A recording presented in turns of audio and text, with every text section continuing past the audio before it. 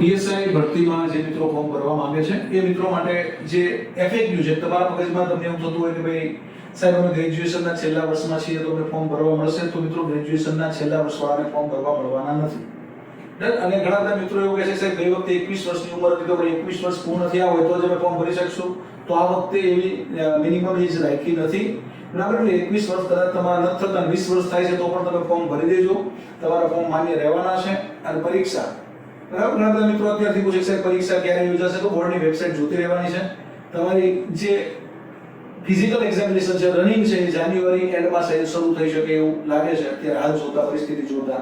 અને પછી તમારી રનિંગ પૂરી થાય, સમજો 1.5 મહિનાનો કાર્યક્રમ પૂરો થાય પછી તમારી તો લેખિત પરીક્ષા માટે એ આગળનું પ્લાનિંગ કરશે, એટલે કે માર્ચ એપ્રિલ મહિનાની આસપાસ તમારું લેખિત પરીક્ષા એપ્રિલ આસપાસ શરૂ થાય. એટલે તમારી પાસે પ્રોપર સમય છે અત્યારે તૈયારી શરૂ કરવાનું, ફોર્મ ભરી દેજો.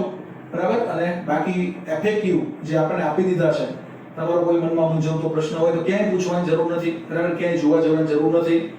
વેબસાઇટ પર ઓફિશિયલ એફએક્યુ ની ફાઇલ મૂકી દીધી છે, તમારા પ્રશ્નોનો જવાબ તમને ત્યાંથી મળી જવાનો છે. All the best, best of luck.